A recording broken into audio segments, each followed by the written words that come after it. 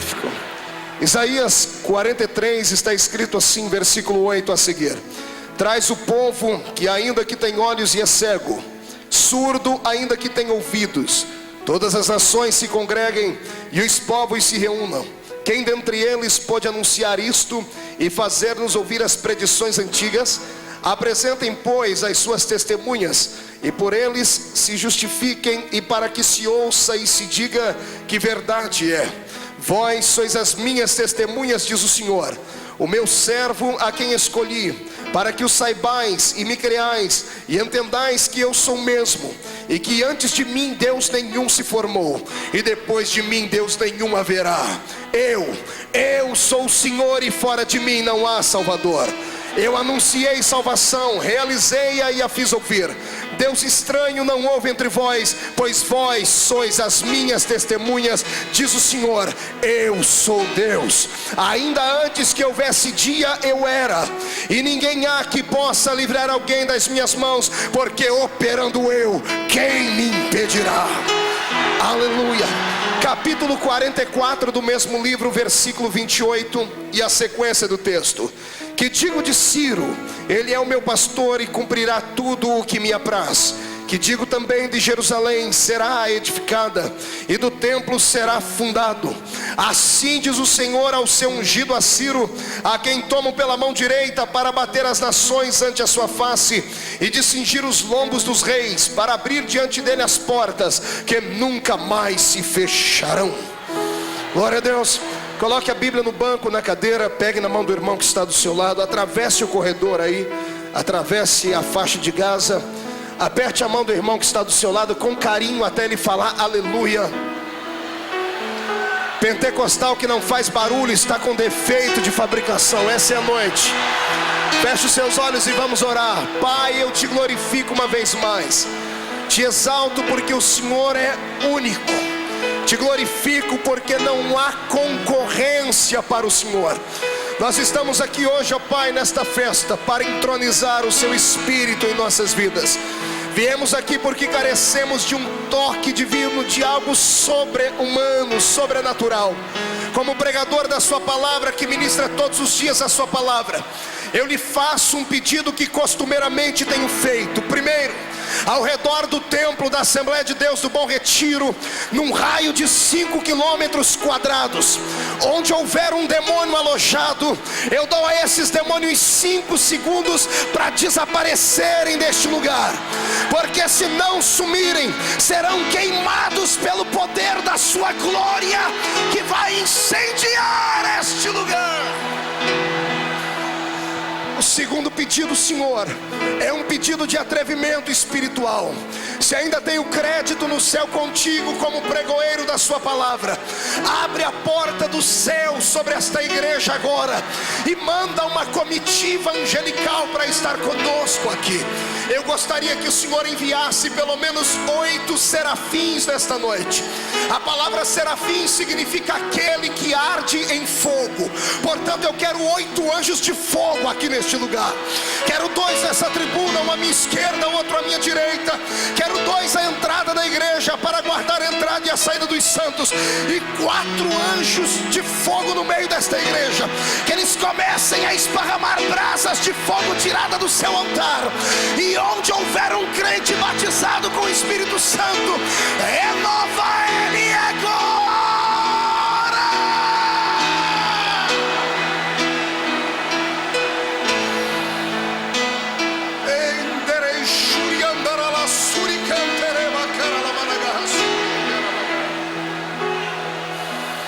Tu és Deus, tu não precisas da ajuda de ninguém para operar. Mostra a sua onipotência nesta noite, em nome de Jesus teu Filho. Amém? Amém. Antes de se assentar, levante um dedo de profeta para cima comigo. Aponte este dedo no nariz do irmão que está do seu lado com carinho e diga para ele: se segure, porque a mensagem hoje é forte. Vai sacudir o seu interior, vai doer, mas logo em seguida virá o bálsamo, e você não vai voltar para casa andando, vai voltar para casa voando nas asas do Espírito. Quem acredita nisso, aplauda ao Senhor e tome o seu assento. Aleluia. Glória a Jesus, glória a Jesus. Os que podem, tomem o seu assento. Os que não podem permaneçam de pé comigo. Eu prometo não me delongar muito nessa noite. Glória a Deus. Senhoras e senhores, amados de Cristo Jesus, noiva do Cordeiro, simpatizantes da fé evangélica, pastores, leigos, enfim, toda a igreja do Senhor. Estamos aqui hoje reunidos em torno do único nome que deve ser ovacionado, glorificado, que é o nome de Jesus Cristo, Santo de Israel. O Senhor nessa noite tem algo novo e lindo para realizar e confessar aos nossos corações. Ele vai dizer palavras tão poderosas na sua vida que alguns vão sair daqui hoje e vão perder o rumo da sua casa. Vão ficar tão cheios da unção do Senhor que vão querer emendar este culto com o culto de amanhã aqui. E não fique constrangido, essa é uma noite liberada para que os pentecostais possam adorar a Jesus Cristo. Já deixa avisado ao irmão que está do seu lado que se ele ficar 5 minutos sem abrir a boca, você vai pisar no dedão do pé dele para ver se arranca algum tipo de barulho da boca dele. Amém, queridos? Só mais um glória a Deus para eu não me perder aqui. Lindo, magnífico. Ao abrir a minha Bíblia no livro do profeta messiânico, no livro do profeta Isaías, o Senhor conta ao meu coração uma bela história. O livro de Isaías não é um livro comum. O livro do profeta Isaías, apenas a título de curiosidade, trazendo assim algo de história para aqueles que me escutam, é um livro especial para os judeus. Os judeus amam em particular o livro de Isaías, porque pensam eles que o Isaías da nossa Bíblia, ele trata-se de um profeta, talvez não um profeta, mas o profeta abaixo de Moisés, o maior que permeou a terra. Isaías deixou um compêndio de profecias e está relacionado na categoria dos profetas maiores. Não que ele fosse maior em conhecimento, mas sim pelo volume de palavras e de profecias que ele escreveu. É chamado de profeta messiânico porque nenhum profeta vaticinou tanto a vinda do Messias como o profeta Isaías. Homem de Deus, versado nas palavras, e há quem diga que ele era professor na Universidade de Jerusalém. Tinha ele sangue azul em suas veias, porque pertencia à nobreza daquele povo. Até que num belo dia, ele descobriu que não era o seu tio quem era o seu maior guardião, mas sim o próprio Deus de Israel. No dia em que morreu o tio de Isaías, o rei Uzias, ele teve uma visão de Deus, uma visão transcendental, que mudou o curso da história deste homem. Sempre que prego sobre Isaías, eu falo dessa sua vocação neste dia. Ele entrou dentro do templo, talvez como sempre entrava, talvez levado pela motivação natural e as circunstâncias da vida, mas aquele dia havia uma pessoa interessada em se revelar a ele. Deus o estava esperando dentro do templo. É o que aconteceu nessa noite com aqueles que vieram aqui ao Bom Retiro. Talvez você veio pela festa das nações, talvez outros vieram porque afinal de contas o culto de segunda-feira o Senhor tem nos abençoado, mas Deus já estava aqui esperando você para revelar a você algo profundo e tremendo. Eu não sei se você gosta de barulho ou se você está acostumado com o poder pentecostal. Talvez vale incomodar um pouquinho, mas antes da meia-noite, esse poder vai fazer parte do DNA do seu espírito. O Senhor vai te motivar a crer nele, porque ele está aqui. Quem crê que Deus está aqui, levante a mão para cima e glorifique a ele. Até para nós cristãos que somos evangélicos, que cremos na Bíblia Sagrada como um todo em uma revelação, Isaías tem um quê de revelação para nós. Nossa Bíblia Sagrada tem 66 livros, assim compostas entre duas alianças, a velha e a nova. A velha aliança é composta por 39 livros, a nova aliança por 27 poderosos livros. O livro de Isaías parece que tem um quê de mistério de revelação. É um livro que tem 66 capítulos e também pode ser dividido em duas partes. Os primeiros 39 capítulos à sua esquerda e os próximos 27 capítulos à direita. Se na nossa Bíblia os primeiros 39 livros falam de Israel, os 27 posteriores livros falam sobre um novo Israel.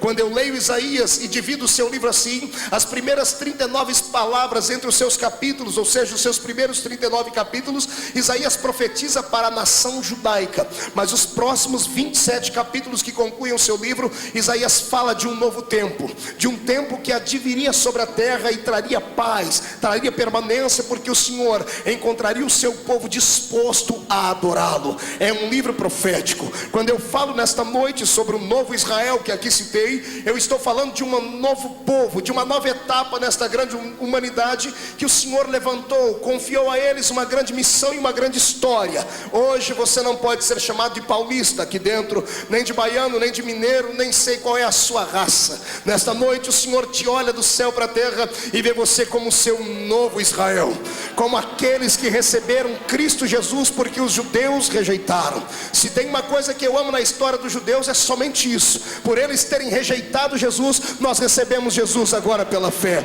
Ele veio para o que era seu não aceitou, mas aqueles que o aceitaram, deu-lhes o poder de serem feitos filhos de Deus. Você não está sentado apenas do lado de um corpinho bem torneado, você não está sentado apenas diante de alguém que tem um par de olhos belos e aviltados. Você está sentado do lado de alguém que foi elevado à estatura de filho do Todo-Poderoso Deus. Sabe o que me deixa empolgado, pastor Jabes? É que toda segunda-feira eu venho ao Bom Retiro e eu não venho pregar para homens e mulheres simples de carne e osso. Eu venho ministrar para os príncipes do Deus eterno. Você está sentado do lado de um príncipe, você está sentado do lado de uma princesa.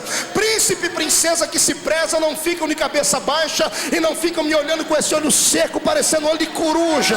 Príncipe e princesa tem que adorar, tem que glorificar, tem que externar os seus sentimentos. Quem acredita nisso, ergue a mão para cima e adore ao Senhor.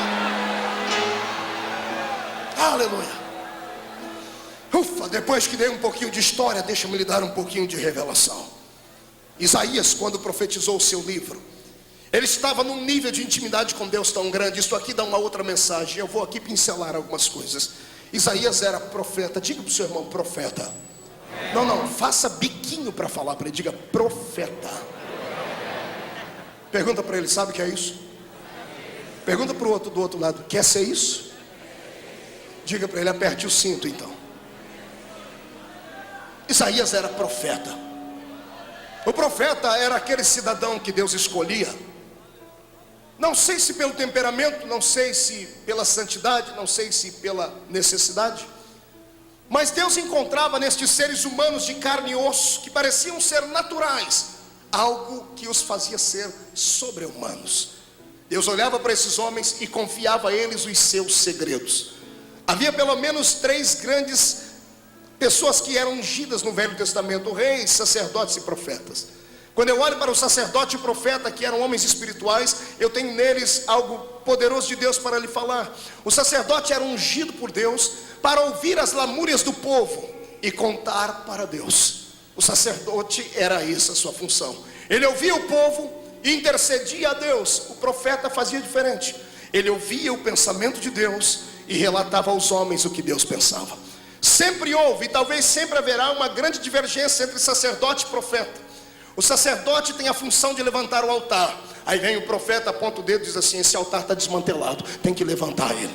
Mas ambos são homens de Deus. Isaías não era sacerdote, era profeta, era íntimo de Deus. Parece que Deus levantava esses homens porque Deus tinha uma certa necessidade de se revelar aos homens. Deus criou uma criatura extraordinária na terra chamada ser humano e queria manter com eles intimidade, queria manter com eles diálogo. Deus queria ser presente no cotidiano da vida deles. Mas nós conhecemos a Bíblia e sabemos que logo em Gênesis, pelo capítulo de 6 a 8 do livro de Gênesis, o Senhor arrancou o Espírito Santo do homem, porque o homem não tinha mais a alegria de dar alegria a Deus. O homem pecou contra Deus deliberadamente. Quando este elo foi quebrado, o homem se transformou quase que um estranho a Deus e vice-versa. Então Deus já não se revelava mais à humanidade como um todo. Ele esperava que homens e mulheres fossem sensíveis à sua voz para se revelar a eles. Daí os profetas. Eu costumo dizer que profeta é aquele que anda na contramão da existência. É aquele que está no meio de um rio e ele nada contra a correnteza. O profeta não enxerga como um homem comum e não fala como um homem comum. Talvez por isso seja sempre perseguido, talvez por isso seja sempre mutilado. O profeta do Novo Testamento mais famoso que temos depois de Jesus é João Batista. O ministério dele foi prodigioso e gigantesco. 3 anos e meio. 3 anos e meio depois arrancaram a cabeça dele por falar verdades, porque o profeta era uma espécie de consciência do ser humano. mas quando eu vejo os homens arrancando a cabeça de João Batista, um dia que eu estudava essa história, Deus me deu uma revelação que eu saltei na minha casa e adorei. Eu li a história toda e disse assim, naquela história de João Batista: Deus, aquela mulher da Bíblia Sagrada, Salomé, ela era maluca, porque o rei fez a ela ele deu a ela uma opção, disse: olha, pede e eu te darei até a metade do meu reino. Ela poderia ser dona de metade do reino de Roma, porque a palavra do rei era irrevogável. Mas o que foi que aconteceu? Ela pediu a cabeça de João Batista no prato. Um dia que eu li isso, eu disse: essa mulher era ignorante, era louca. E o Senhor entrou na minha alma e disse assim: não, ela era inteligente. Eu disse: por que, Senhor? O que vale a cabeça de um profeta morto? O Senhor disse: vale muito mais do que metade do reino de Roma de pé.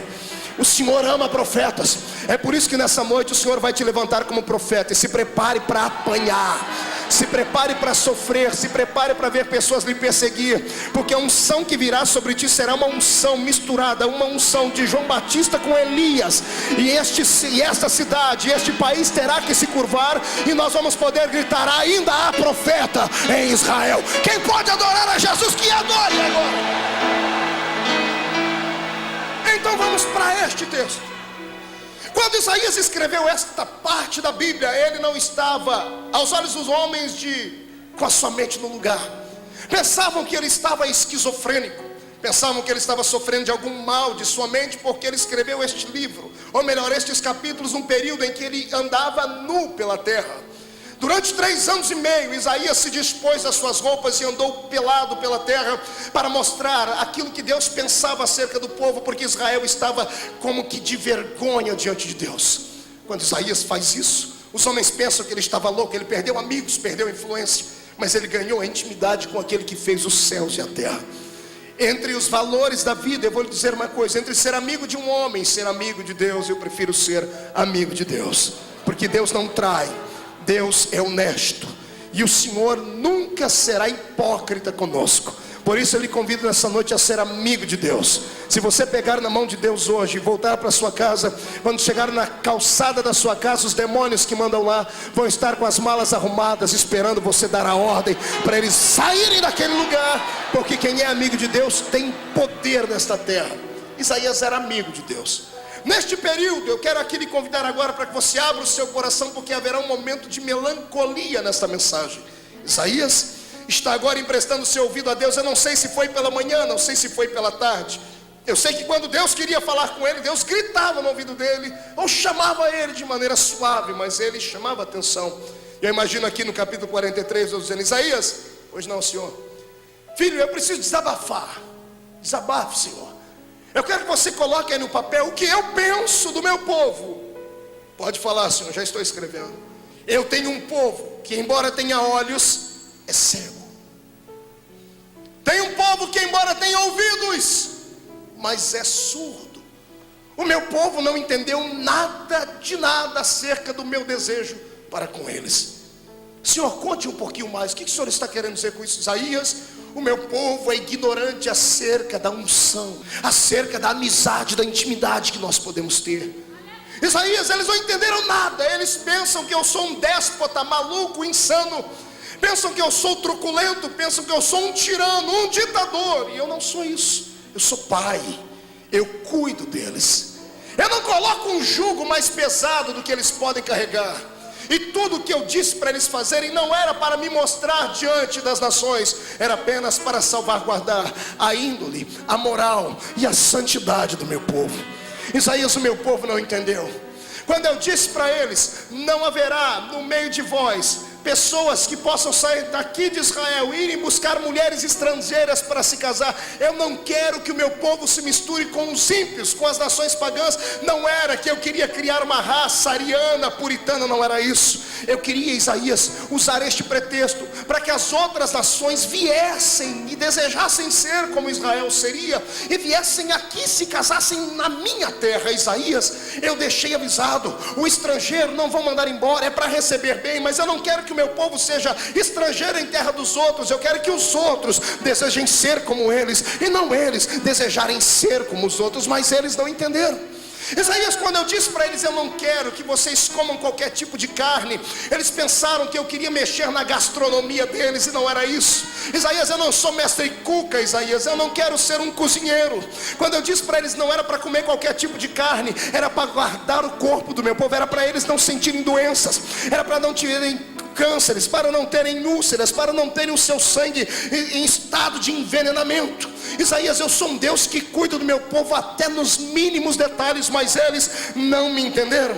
Isaías, quando eu disse para eles, agora vai apertar aqui, quando eu disse para eles, não haverá roupa de homem em mulher, e não haverá roupa de mulher em homem, Isaías, eles acharam que eu queria ser apenas um estilista de Israel. Não era isso, Isaías. Eu não quero ser estilista, eu quero apenas guardar a santidade do meu povo. Eu quero que quem olhe para uma mulher veja que ela é mulher, veja que ela é feminina, veja que ela nasceu com aquela natureza. Quando eu disse para os homens vestirem roupas de homem, é para eles guardarem a sua pureza, para mostrarem que eram viris, e eram a minha imagem, a minha semelhança, mas eles não entenderam, Isaías. O meu povo tem dificuldade em entender aquilo que falo e aquilo que faço. Eu imagino Deus dizendo, Isaías, eu tive 2 Israéis. O primeiro era o Israel do deserto, o segundo é o Israel da terra prometida. E vou lhe dizer, sinto saudades do Israel do tempo do deserto. Sinto saudades do Israel que saiu sem nada na mão, que saiu sem autoridade, sem poder, sem soldados, depois da escravidão de centenas de anos no Egito, e caminharam por 40 anos no meio do deserto. Eu tenho saudade daquela época, Isaías. Por quê, Senhor? Porque naquela época o meu povo dependia de mim até para comer. Todas as vezes que eles estavam com fome, a barriguinha deles doía de fome, eles dobravam o joelho, levantavam a mão e diziam, Pai do céu, nós não temos restaurante, nós não temos como ter comida, os nossos filhos precisam de alimento. Isaías, 2.710.000 pessoas de joelho diziam, Pai, manda comida. Isaías, se tem uma coisa que eu amo, é responder a oração do meu povo. Se tem uma coisa que eu amo, é dar ao meu povo aquilo que eles carecem e necessitam. Deixa eu lhe dizer uma coisa, você não conseguirá nunca, jamais importunar Deus, você jamais pegará Deus de surpresa, mas o que Deus espera é que você coloque para fora o desejo e fale, eu preciso, eu quero, eu necessito, eu pago o preço. Há um Deus no céu que já está arregaçando as mangas dos seus vestidos e tem na sua mão uma bandeja com milagres, com autoridade. Ele está disposto a entregar na sua mão. Então abre essa boca e pede.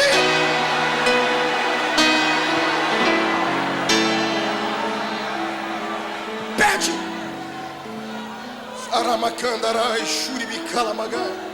Pede.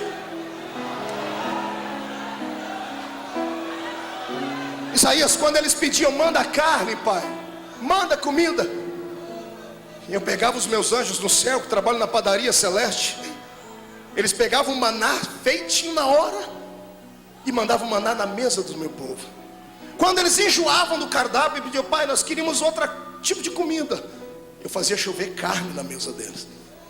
Quando eles estavam cansados de beber da água lamacenta do rio Nilo, ou daqueles pseudo-oásis no meio do deserto, quando eles queriam água cristalina e diziam, Pai, nós queremos água, e eu falava para o meu servo, toca na rocha e a rocha vai verter água.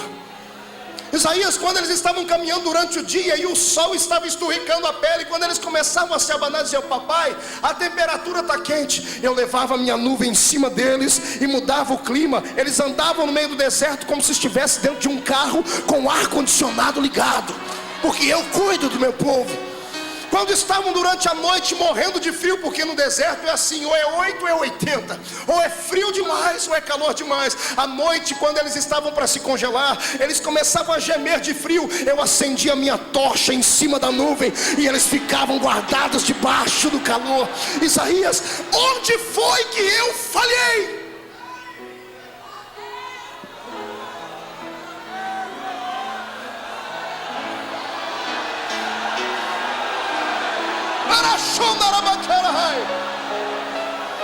Me perdoe, mas eu vou falar como profeta nessa noite, não como pregador.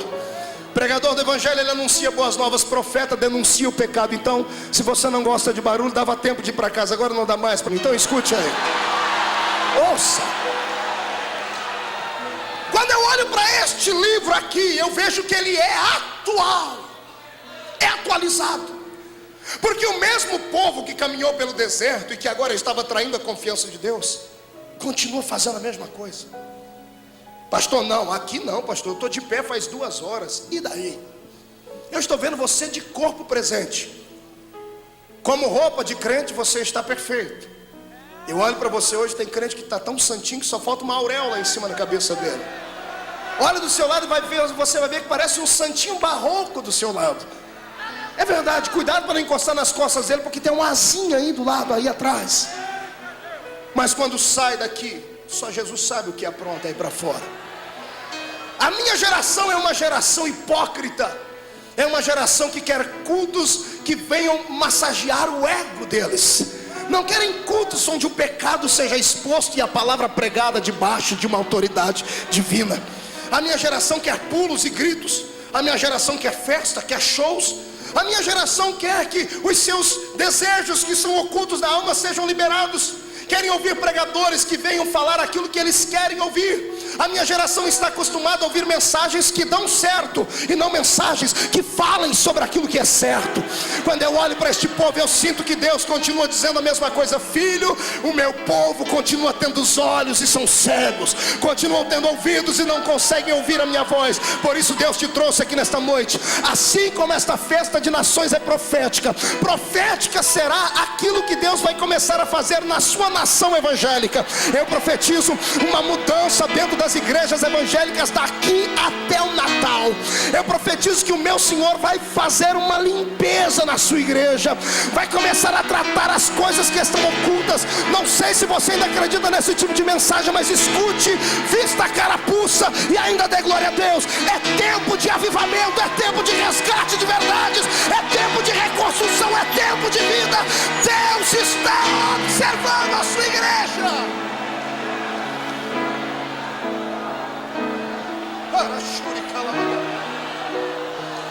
Ouça-me. Sabe qual a carência que Deus tem neste século? Não são de homens ricos, nem de grandes políticos. Deus não precisa das nossas estratégias humanas. Deus não precisa que nos reunamos em grupos de pessoas importantes ou não e passemos a escrever e fazer grifes num papel e dizer: se nós fizermos isso, mas isso vai dar nisso. Deus não está procurando pessoas que sejam intelectualmente preparados e que tenham o seu QI acima da média. Deus está procurando profetas. Deus está procurando gente sensível, que quando entra da igreja não se engana com os aparatos artificiais. Deus está procurando alguém que não se mundanizou. A igreja deve modernizar, sim, mas mundanizar jamais. A igreja não vem ao culto para ouvir melodias que tocam o ouvido, mas que não descem para o coração. Púlpito não é uma plataforma de shows. A igreja não vem ao culto para ouvir homens filosofar. Filósofos, se você quiser ouvir, pegue livros, vá ler sobre Sócrates, Platão, Aristóteles, Grande, vai ouvir esses homens, você verá filosofias. A igreja precisa ouvir verdades, verdades que a encaminhem para o céu. Jesus está voltando, a trombeta vai tocar, e não é de qualquer jeito que vamos subir. É por isso que este culto, pastor Jabes, é profético. É por isso que esta igreja está cheia de pessoas essa noite. Deus vai arrancar de dentro da sua igreja um espírito de hipocrisia que existe no século 21 e levantará novamente os fiéis.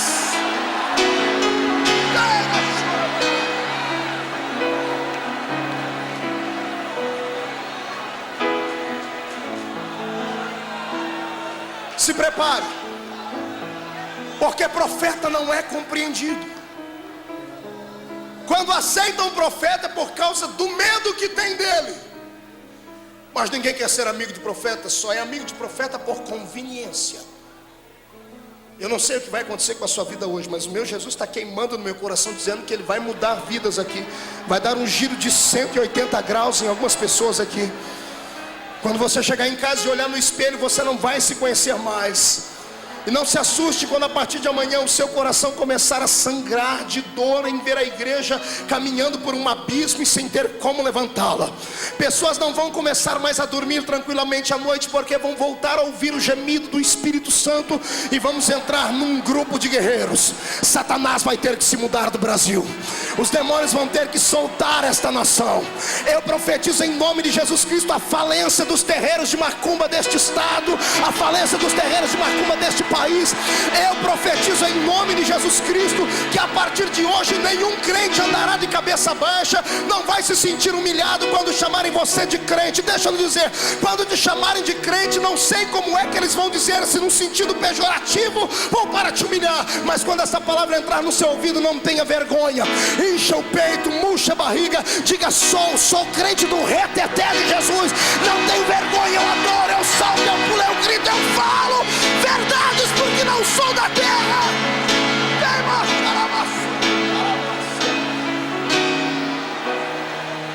Deus está procurando profetas. Eu queria que você olhasse à sua esquerda, por gentileza, dê uma olhadinha à sua esquerda, de canto de olho, para não assustar o irmão. Olhe para quem está à sua direita agora, de canto de olho também. Finge que está coçando a cabeça e olhe para quem está atrás. Esbarra na costa do irmão que está na frente, ele vai olhar para trás, você olha para a cara dele. Olhe para mim. Você acha que esse que está aí do seu lado tem jeito para ser profeta? Pastor, como é que a gente vê as características? Eu vou lhe dizer, se ele estiver aí me olhando assim de cima para baixo, fazendo um bico de tamanduá, com olho seco igual olho de sapo que morre no dia de enchente, e tiver com a boca travada, boca de aço, língua de ferro, dá um grito na orelha dele, porque não serve.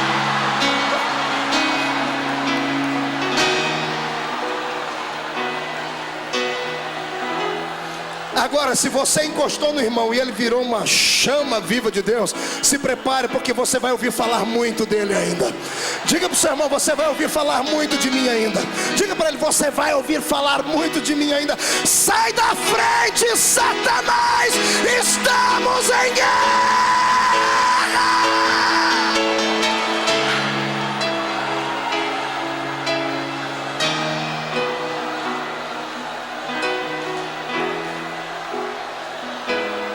Olhe para mim.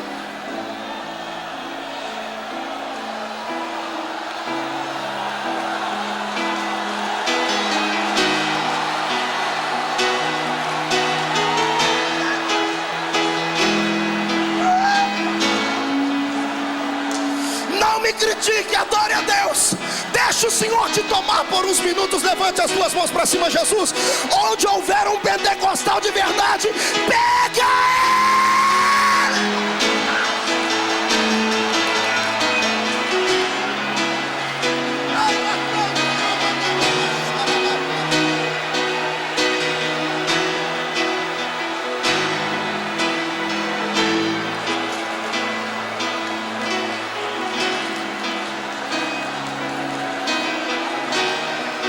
Meu Deus, respire um pouquinho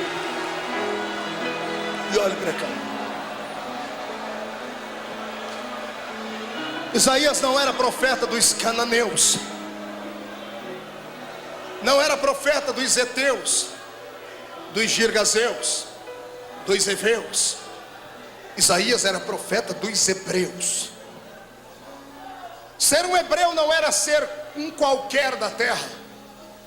Ser um hebreu era viver na terra credenciado por 3 características só deles.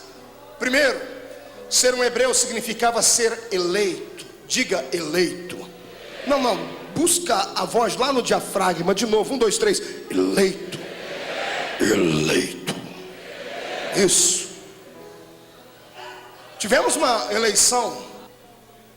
Só elegemos as pessoas que queremos, gostamos, acreditamos, que tem a melhor proposta, a pessoa que nos represente lá. Só votamos em quem nos dá confiança. Quando Deus disse que Israel era um povo eleito, Deus estava dizendo: no meio de todos os povos da terra, só Israel me conquistou. Só acreditei neles.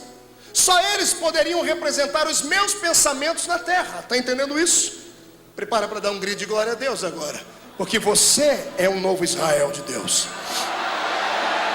Aqui dentro ninguém precisa se preocupar com candidatura, está todo mundo eleito. Eu estou pregando para um povo que foi eleito com apenas um voto, e antes de ser eleito pertencia a um partido que, olha, não dava quórum político de jeito nenhum. Todo mundo aqui, pastor Jabes, pertencia à sigla do partido PPP, Partido dos Pecadores Perdidos.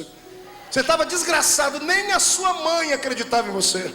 Tem gente aqui que era tão feio, mas tão feio, quando olhava no espelho, não sabia se estava de frente ou de costa, irmão. Uma tribulação. Andava pela rua com ódio de Deus, do mundo e de si mesmo. E um dia teve a oportunidade de andar num desses cruzamentos da vida, numa das avenidas, e encontrou com alguém que tinha poder de voto. O voto de Minerva estava na mão dele. Ou seja, o voto único. Jesus Cristo me elegeu e elegeu você com apenas um voto. O voto do sangue dele na cruz do Calvário. Você é eleito. Não bastasse ser eleito, eles habitavam na terra que manava leite e mel. Diga, leite e mel. Não era morar em qualquer lugar. Eles estavam num lugar prescrito, pré-elaborado, dado a eles de presente pela mão do próprio Deus. Habitar na terra que manava leite e mel significava estar no lugar mais seguro do mundo. Há alguns anos atrás, os homens pensavam que o lugar mais seguro do mundo era aquela pequenina ilha nos Estados Unidos, a ilha de Manhattan, onde estavam alicerçadas as torres do World Trade Center, as torres gêmeas. Quantas vezes não passei por ali, ao pregar no estado de Nova York ou New Jersey? Quantas vezes eu não vi ali a prepotência, a arrogância, a supremacia, entre aspas, dos americanos? Não era difícil você caminhar por ali e ver o FBI, a CIA, a SWAT, ver aqueles especuladores de Wall Street descerem das suas limusines amparados por aqueles leões de chácara, aqueles guardiões gigantescos, aqueles guarda-costas. Quantas vezes eu não ouvi ainda desde a minha infância americanos irem para a TV, como George Bush pai, como Bill Clinton e até mesmo Ronald Reagan, que dizia assim: nós americanos não tememos um ataque atômico porque temos mísseis anti-arma atômica. Ou seja, se alguém liberasse uma arma atômica contra eles, os radares deles eram capazes de rastrear e explodir a bomba antes de caírem ali. Estavam com o seu ego inchado, achavam que só porque tinham guardas em volta da sua casa estavam guardados. Se esqueceram de um versículo da Bíblia, onde os seus pais na fé aprenderam: em vão vigia o atalaia, se o Senhor não guardar a casa. Se esqueceram que quem guarda a vida do crente é o próprio Senhor dos exércitos. E o que aconteceu? Aconteceu que alguns anos atrás, alguns homens insanos, malucos, endemoniados, não estavam com arma atômica, não estavam com metralhadora, com faca de pão na mão, dominaram aviões, lançaram os aviões sobre o World Trade Center, sobre o Pentágono, e o mundo inteiro de lá para cá virou uma miséria de terror. Há uma expectativa no coração da raça humana, porque ninguém mais vê paz. O Oriente Médio está em chamas, a Europa está amedrontada com o ataque que houve em Madrid.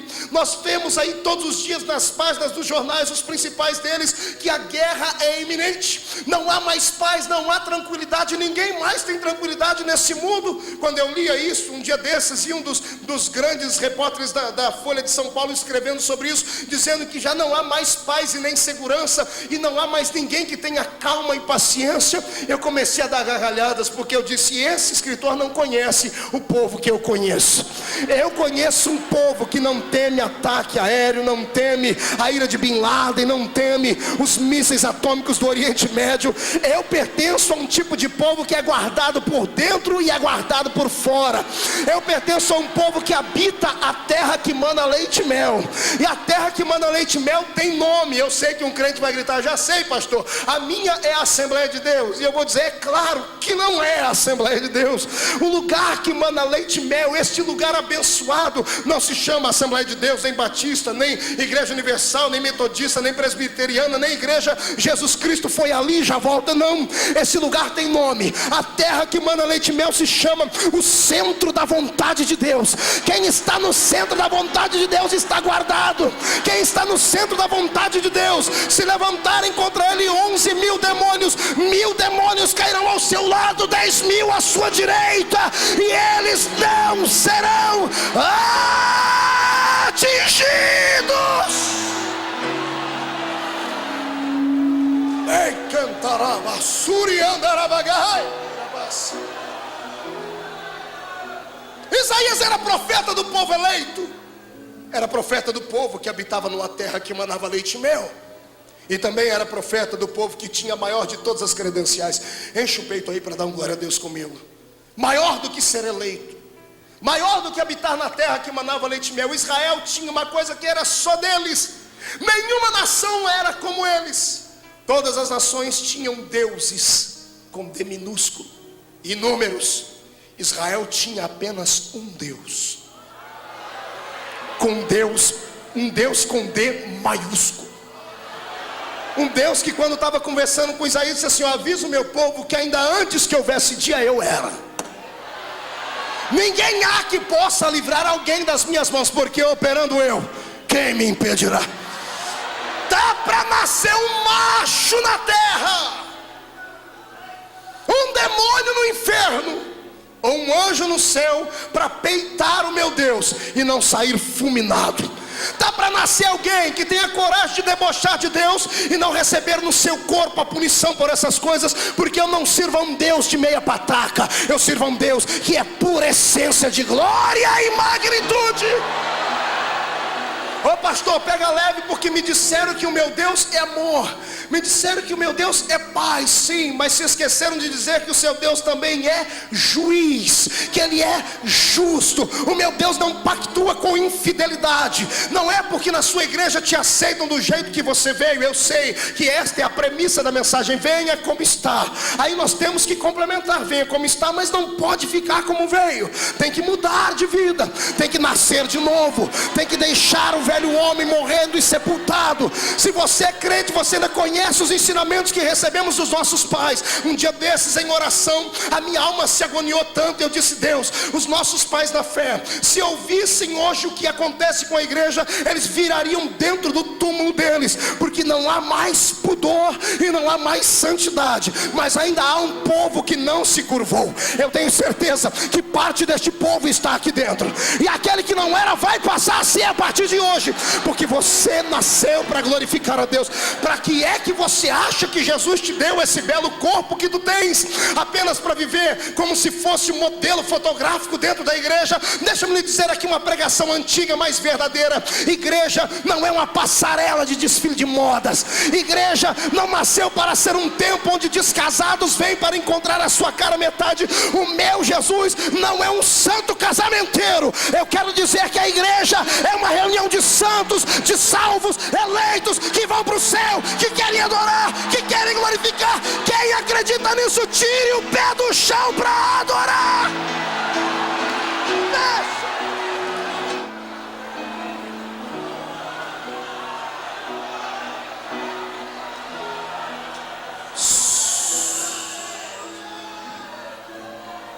Em resumo,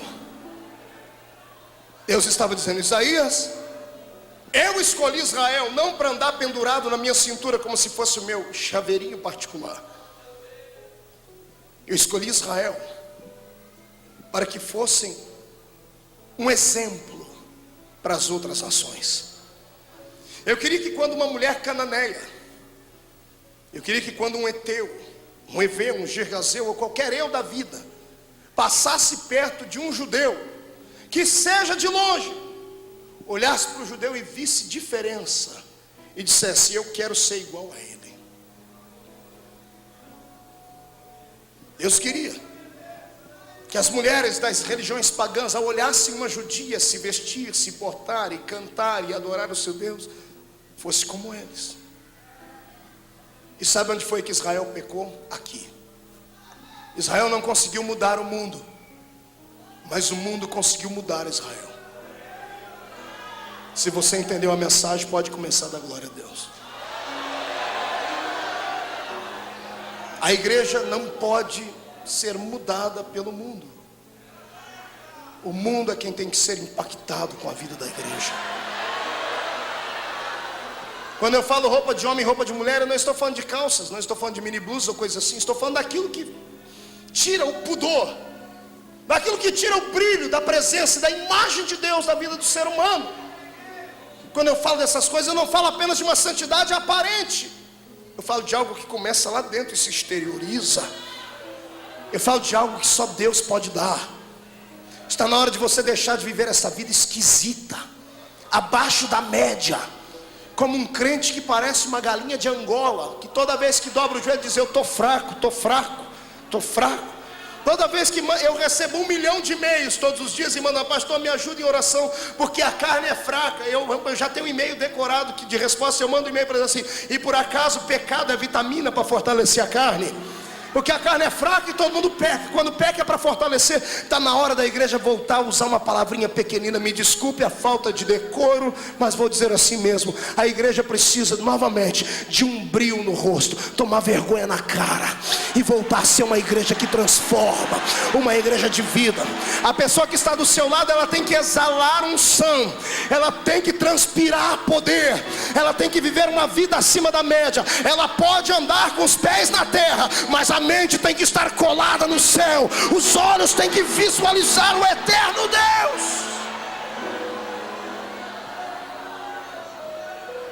Isaías, o povo não entendeu. E o que o Senhor quer fazer? Eu já puni eles. Só no livro de Juízes eles se curvaram mais de 240 anos diante de outras ações. Deus não conseguiu consertá-los. Agora Deus dá o golpe de misericórdia. Ele avisa Isaías: eu vou ter que arrancar o povo que eu escolhi da terra que eu dei. Vou permitir que um outro povo os aprisione. Vai doer mais em mim do que neles, mas o meu povo só conhece a linguagem do sofrimento. Infelizmente essa é a realidade do crente.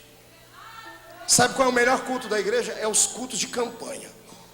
É os cultos chamados culto de libertação. Pode ver, esses cultos é um culto alegre, é vivo, é cheio do poder, porque está todo mundo desgraçado, está todo mundo pobre, está todo mundo desempregado, está todo mundo doente. Aí o camarada vem, ele esquece que é formado, esquece que é doutor, que é médico, esquece que já foi isso. Ele entra aqui dentro como uma criança, ele grita, ele bate na porta até ela se abrir, ele se solta. Quer ver culto difícil? É aquele culto que você vem, está todo mundo social, do seu jeito, gente que não precisa de nada, que está com a vida abastada, o carro importado está lá fora, tem combustível, tem tanque, aí fica aquela formalidade. Mas o culto como esse aqui, você acha que esse irmão está em pé do seu lado para quê até agora? Para me ouvir, irmão? Você acha que ele veio aqui por causa da comida que vai ter aqui do outro lado? Ele veio aqui porque ele precisa de Deus, ele precisa de um toque divino. É por isso que Jesus te deu aqui. Ele vai te ungir nessa noite.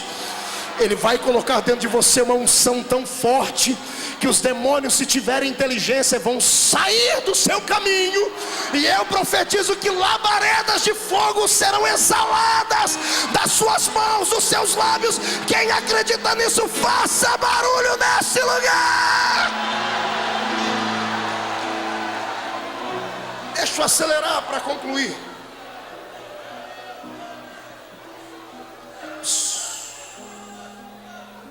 Sabe o que Deus fez com eles?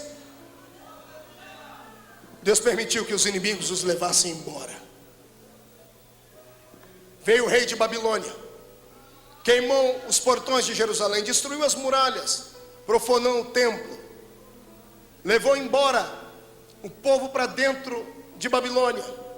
E o detalhe é que Isaías havia profetizado isso no ano 700. Estamos iniciando o 6º para o 5º ano, porque no Velho Testamento é em ordem retroativa. 100 anos depois que Isaías profetizou, foi chamado de louco, maluco e tudo mais, começa a profecia a se cumprir. Quando os primeiros homens foram levados para dentro de Babilônia, foi levada a primeira leva como sendo a leva inteligente, os ricos, os importantes, os que tinham sangue azul. Há quem diga que eles entraram dentro de Babilônia arrogantes, dizendo assim: fiquem tranquilos, daqui a pouco Deus nos tirará daqui. Deus é bondoso, basta a gente chorar um pouquinho e Ele já se emociona. Eles não sabiam que Deus estava cansado de ser enganado. Eles não sabiam que Deus estava cansado de dar corda a eles. A misericórdia de Deus é como um laço, não do passarinheiro, mas de bênção. Só que é um laço, é uma corda que tem fim. E Deus deixa o cidadão ir, esperando que todos os dias ele olhe para trás e peça pelo menos perdão. E quando isso não acontece, o cidadão vai indo até que a corda estica. E quando a corda estica, o tombo é feio. Está entendendo isso?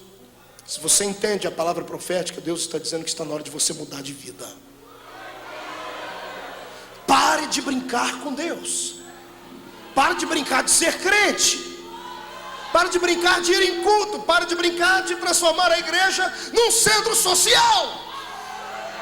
O Senhor quer que você entre aqui dentro e reivindique a glória dele, sim, mas que preste a ele um culto de alegria, de santidade ao nome dele.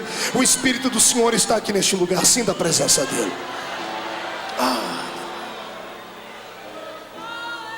Eles oraram um mês, 7 meses, 7 anos. E aqueles que entraram presos em cativeiro achavam assim: não, Deus vai nos tirar daqui em breve. E começaram a ficar em dúvidas, porque Deus nunca deixou eles sofrerem muito tempo. 10 anos, 15, 20 anos. Os que entraram com 18 anos já estão com 40. Os que entraram com 40 já têm 60.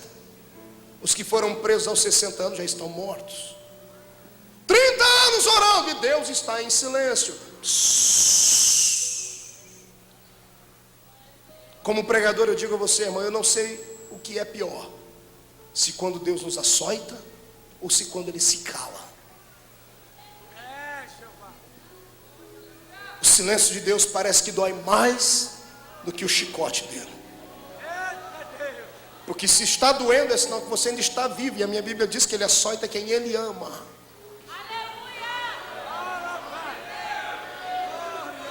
40 anos, os meninos que entraram com 18 estão com 60. Aí eles escrevem salmos. Tem um salmo na Bíblia, Salmo 137, se não me falha a memória. Quando tiver um tempinho você procura em casa. Tem um deles, ele estava trabalhando com as algemas nas mãos e nos pés. Um soldado babilônico chegou perto dele e disse: senhor crente judeu, canta um hino para mim. E ele repete a voz do homem e diz assim: como cantarei em terra estranha? Eu sinto saudades dos salgueiros que havia em Jerusalém, onde pendurávamos as nossas harpas. Não há alegria como cantar um hino do Senhor em terra estranha. Eu abro um parênteses para dizer isto aqui: o que tem de gente aqui dentro que já profetizou, que já viu o céu pelo lado de dentro. Pessoas que nasceram dentro de lar evangélico, o pai e a mãe eram gente de seriedade, gente que tem chamada, e que perdeu o ministério, e que hoje vive uma vida subhumana espiritualmente falando. Se arrastam, pulam de igreja em igreja, porque não tem mais parada, não há paz na alma. A sua alma está num cativeiro. Deus está tratando com você. Ele não quer que você morra nesse cativeiro. Ele quer que você dobre o seu joelho, ou dobre a sua alma, e reconheça que você já foi melhor do que é hoje, e que precisa mudar de vida.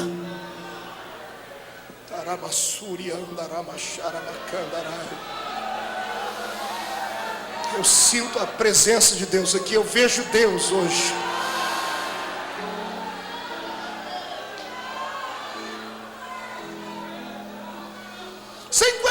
De cativeiro.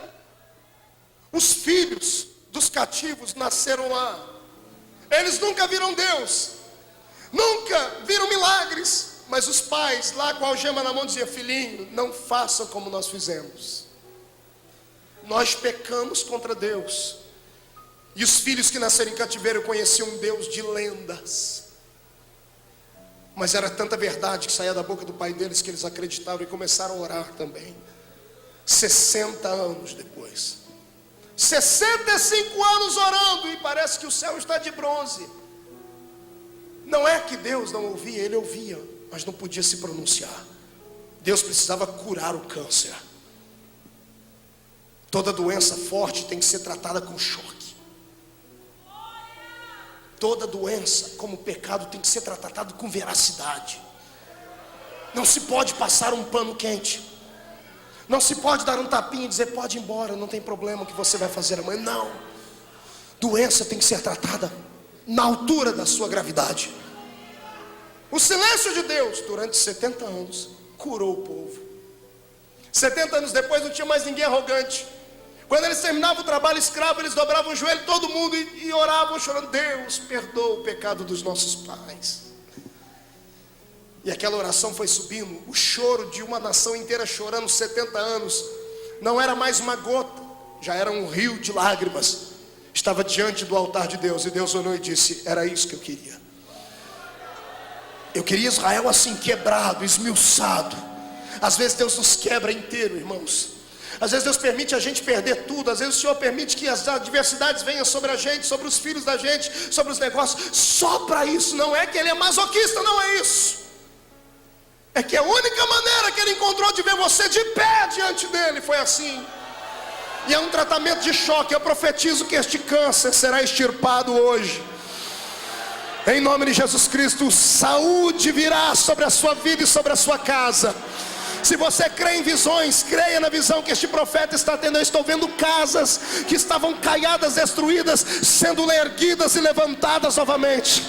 O Senhor está pondo diante dos meus olhos aqui pessoas, pedreiros, trabalhando em volta de casas que estavam destruídas e reerguendo elas. É a sua vida. O Espírito começa a reconstruir a sua vida hoje. Quem acredita, abra a boca, adore e fale línguas. É a noite da sua vitória.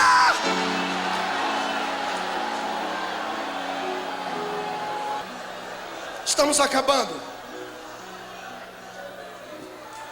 Ouça-me. Aleluia.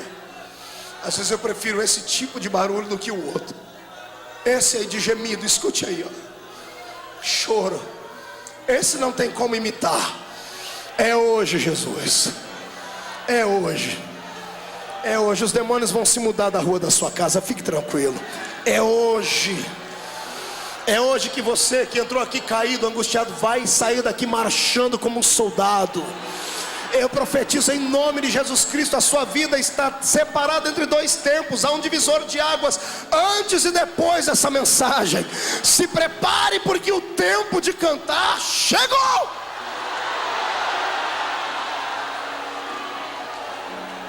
Terra. Se eu segurar, senão eu explodo aqui. Olhe para cá que eu vou terminar. 70 anos depois, Deus olha lá de cima, creio que com lágrimas nos olhos, porque Deus é uma pessoa e tem sentimentos. A minha Bíblia diz que Ele se entristece. Quem se entristece acaba chorando. Nesse dia os olhos de Deus não estão lacrimejando com lágrimas de tristeza, mas com lágrimas de emoção. Imagino Deus dizendo: curei o meu povo. Foi um tratamento de choque. Foi duro.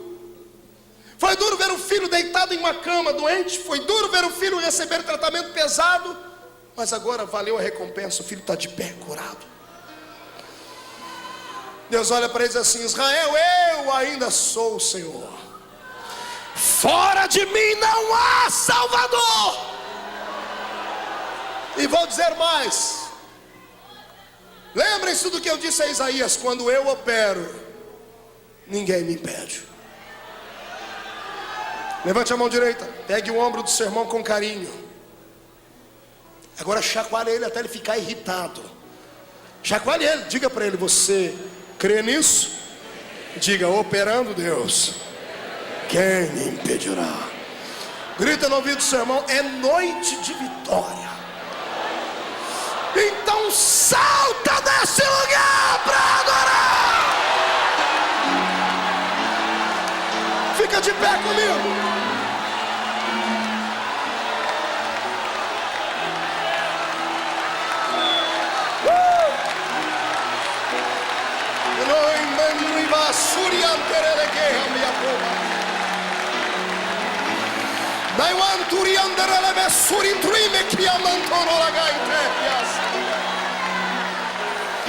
Segure. Conclusão do sermão. Pegue na mão do seu irmão. Atravesse o corredor. O povo estava no cativeiro. 70 anos. Não são 7 dias, nem 7 anos. 70 anos. Diga 70 anos. Não havia mais nenhum soldado de pé em Israel. Estava todo mundo destruído. A autoestima de Israel estava abaixo de zero. O diabo estava todo feliz dizendo: durante 70 anos eu calei Israel. Não há juiz, não há profeta. Os sacerdotes continuam a sua tradição, mas não tem autoridade profética. Israel perdeu a batalha. Aí Deus fica de pé no trono e diz: operando eu, Satanás. Eu imagino o diabo lá nos cafundó do Judas, onde ele mora, com os demônios dele, pastor Antônio Carlos, olhando para o outro dizendo assim: quero ver como é que Deus vai se sair dessa. Não tem juiz, não tem herói, não tem soldado. Como é que eles vão sair daqui? Aí do outro lado, lá do mundo, no meio de um povo pagão, entre os medos e persas, tem um homem chamado Ciro. Diga comigo, Ciro. Com a prepotência de Babilônia, Deus levanta Ciro, e Ciro aprisiona o reino de Babilônia e destrói Babilônia, da noite para o dia. Foi funesto, foi uma coisa, foi terrível, foi como um incêndio. Quando o rei de Babilônia viu, ele já estava deposto. Ciro está no trono, a notícia chega entre os povos que estavam aprisionados. Os judeus escutam a história e enviam uma liderança para falar com Ciro. Chegam e dizem: doutor Ciro, nós não temos nada contra o senhor, e o senhor nunca teve nada contra nós judeus, queremos ir embora. E Ciro diz para eles assim: vocês não podem ir embora, mesmo não tendo nada um contra os outros, vocês vieram no pacote. Eu conquistei um povo, uma nação, e vocês são mão de obra barata, de graça. Vocês são escravos, não posso libertar. Os judeus voltam para suas casas e começam a orar. A história diz que um judeu encontrou uma caixa antiga, um baú. Quando ele começa a cavar este baú, ele encontra no meio das roupas que tem lá dentro um pergaminho. Diga, pergaminho. O pergaminho estava amarelado, carcomido pelo tempo. E quando a pessoa abre o pergaminho, ele corre e leva até um sacerdote que havia crescido ali, descendente de sacerdotes, que eram escribas e sabiam ler. Quando começam a ler, em cima estava escrito: rolo do profeta Isaías. Quando olha a data, o coração do profeta dispara. 200 anos antes daquela história. O sacerdote começa a ler, e quando ele chega no que para nós é o capítulo 43, na época não era por capítulo, era uma história narrada. Quando ele começa a ler o capítulo 43 e diz que operando Deus, quem impedirá, o coração incendeia. Quando chega no capítulo 44, verso 28, ele lê o nome do imperador Ciro aqui. No capítulo 45, verso 1, Deus repetindo o nome de Ciro, ele marca uma reunião com Ciro. Vão um grupo de judeus, chegam diante de Ciro e dizem: nós viemos aqui, doutor Ciro, pedir para o senhor deixar o nosso povo embora. Ciro levanta e diz: eu já disse que vocês não podem ir, são mão de obra escrava. Eles levantam então um pergaminho para cima e dizem assim: nós temos aqui um tratado, uma carta de alforria, que diz que o senhor é obrigado a nos soltar.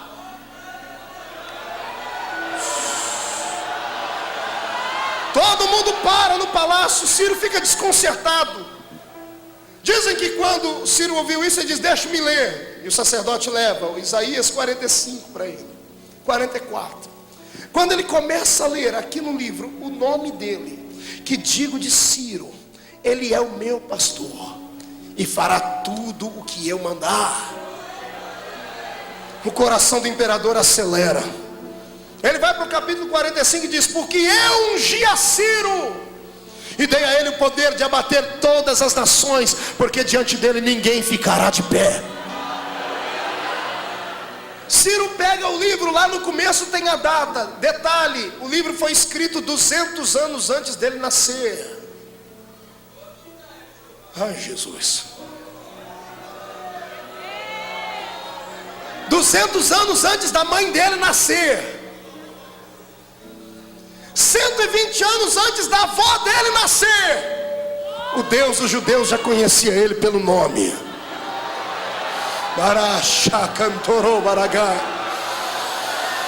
Quem foi que disse que a palavra final é de Satanás?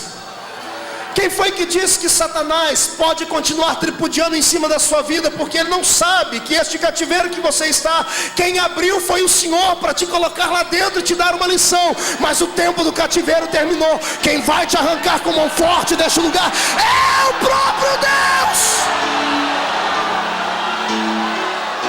Aperte a mão do seu irmão, vou terminar agora. Em tempos de crise, Deus tem um elemento surpresa. Deus tem uma arma secreta.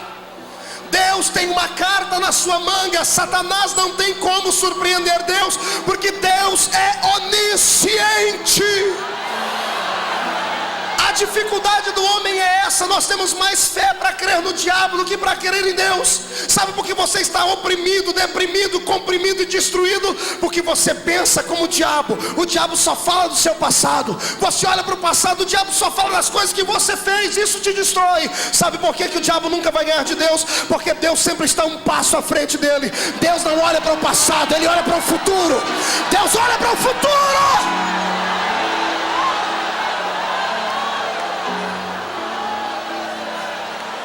O diabo está rindo de você, porque você era um milho e ele te esmagou. Ele não sabe que Deus estava querendo isso para transformar você numa bela polenta. Ele não sabe que Deus não perde. Deus não é homem para ser derrotado. O meu Deus nunca perdeu uma batalha, e não vai ser para a sua vida que Ele vai perder. Eu profetizo em nome de Jesus que hoje o Senhor levanta um homem, um anjo, uma oportunidade, e se ninguém puder, Ele sentará nas asas do vento e virá interceder pela sua vida, porque você nasceu para a vitória.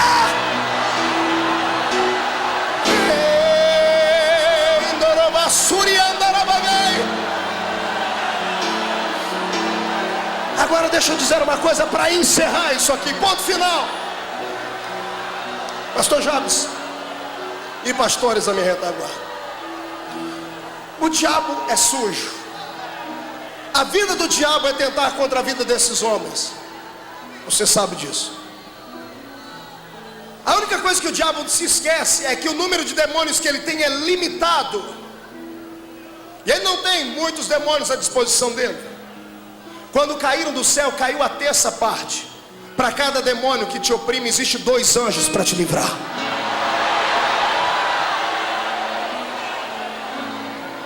Aí o que é que o infeliz de Satanás faz? Ele sabe que eu e os pastores que aqui estamos somos formadores de opinião. Ele sabe que se eu cair, ou qualquer um desses cair, vai cair uma multidão com a gente. Então o que ele faz? Ele vira o arsenal dele inteiro para a gente. É por isso que muitos púlpitos estão destruídos e muitos ministérios estão combalidos. Não é porque são fracos, não é porque são ignorantes, é porque somos linha de frente. O diabo vai jogar pesado para nos derrubar. Aí o que que o infeliz de Satanás fez? Prendeu muitos púlpitos, prendeu muitos ministérios. Só que para derrotar um homem como eu, ou como esse que aqui estão, ele não pode vir um demônio só, tem que vir um monte, exércitos de demônios. Para pegar um homem lá na Bíblia Sagrada precisou de uma legião, 6.000 demônios para dominar um. Então imagine quantos demônios vêm contra nós. O diabo pensa que derrubando a gente acaba com a igreja, e ele se esqueceu que o meu Deus sempre terá um elemento surpresa para usar. Ele apontou todos os mísseis dele contra o pastor Jabes nessas 2 semanas de luta que nós passamos junto com o seu filho. Porque sabe que com isso destrói o homem psicologicamente. Eu perdi um filho, eu sei o que é isso. Então escute, quando ele faz isso para nos oprimir, ele não tem um número grande de demônios. Os demônios vêm contra nós, e eles esquecem que existem pessoas na igreja que não são pregadores, que não são evangelistas, mas que quando dobram o joelho no chão,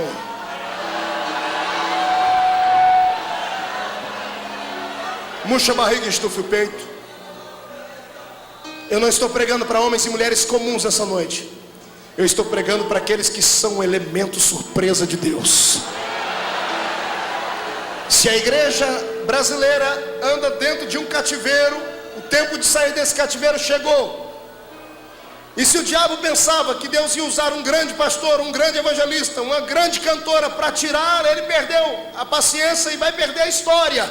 Porque Deus não precisa de mim para livrar vocês, Ele pode usar você.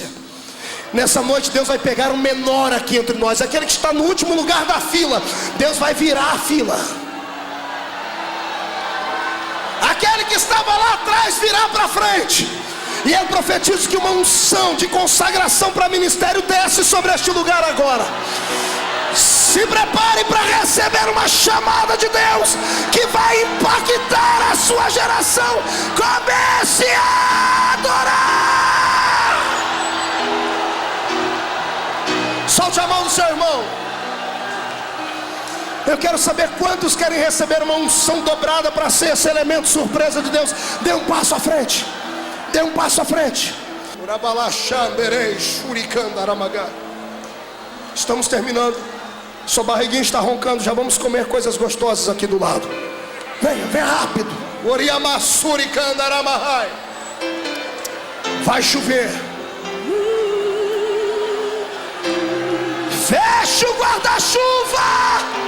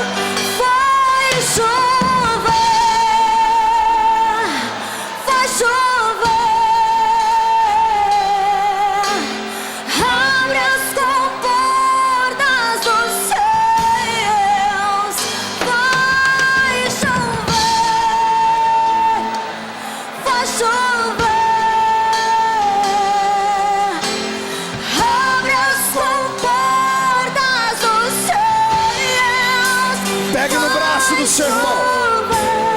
Pegue no braço do seu irmão. No braço, não é na mão, é no braço. Toda a igreja faça isso. Aí fora faça isso. Eu estou ouvindo barulho de espadas. Demônios estão degladiando contra os anjos pela tua vida. Mas a vitória é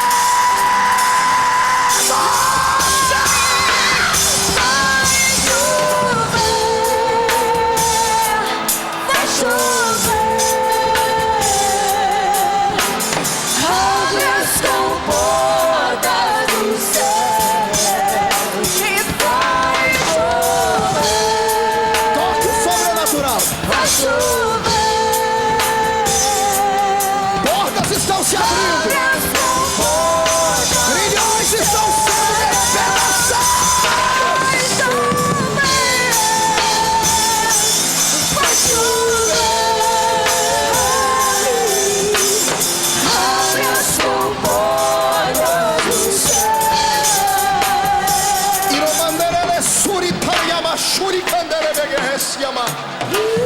Senhor Deus, quem ora aqui é o teu servo Marco Feliciano.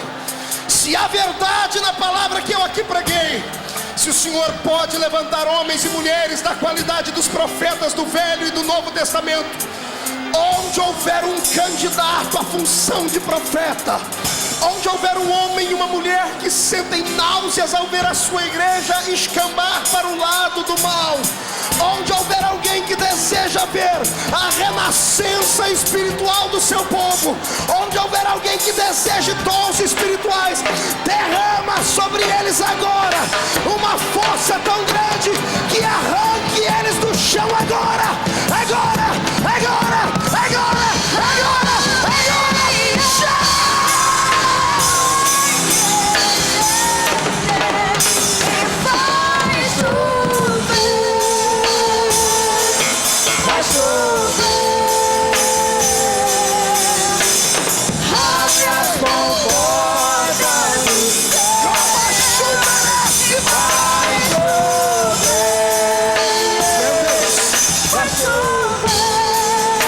Levante as duas mãos para cima, bem alto, chacoalhe as suas mãos. Filme isso, cinegrafista, faça uma tomada. Com as mãos lá no alto, eu quero profetas agora que possam ficar cara a cara com seu irmão, de mãos erguidas para cima. Escolha uma pessoa, fique olhando nos olhos dela com as mãos erguidas para cima. Olhe nos olhos do seu irmão aí no banco, faça isso. Olhe para ele e diga assim: é tempo de renovação. Diga: eu me candidatei ao cargo de profeta e vou deixar Deus me usar. Diga: ele vai começar a me usar agora para a sua vida. Diga: quando eu tocar em ti, virá uma unção de renovo, de glória e de milagres. Levante a mão, chacoalhe ela. Deus, Coloque uma brasa de fogo na palma dessas mãos agora. Onde os seus filhos colocarem a mão deles, coloque a sua agora. Agora, agora.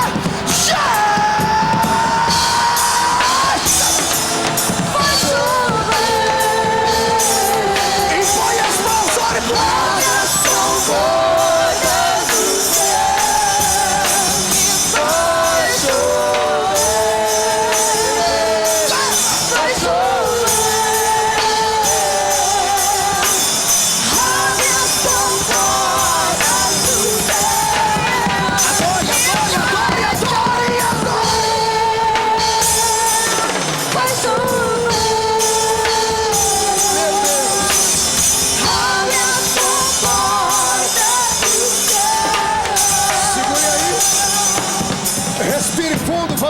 Vamos encerrar o culto. Essa parte. Abra a mão direita.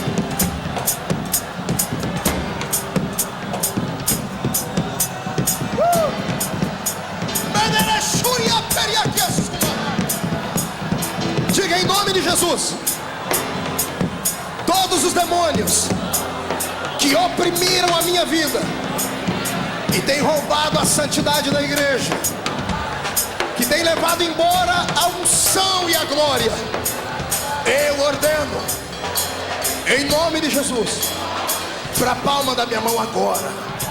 Já. Fecha a mão. Fecha. Não abra a sua mão, feche ela. Segura um pouquinho aí. Olha para o seu irmão e diga: está vendo isso? Eu vou destruir agora. Segure aí. Não feche a sua mão por nada. Não jogue ela. Não abra ela por nada, meu Deus. Levante a mão lá em cima. Vou contar até 3. Você vai jogar no chão e vai pisar em cima. 1. É um tempo de renovo na sua vida. 1,5. O Senhor vai lhe batizar com o Espírito Santo. 2. Há um avivamento chegando na sua casa. 2,5, quando entrar pela porta da sua congregação depois de hoje, vai incendiar. 2,75, Satanás é um derrotado. 3, jogue no chão, pise em cima e...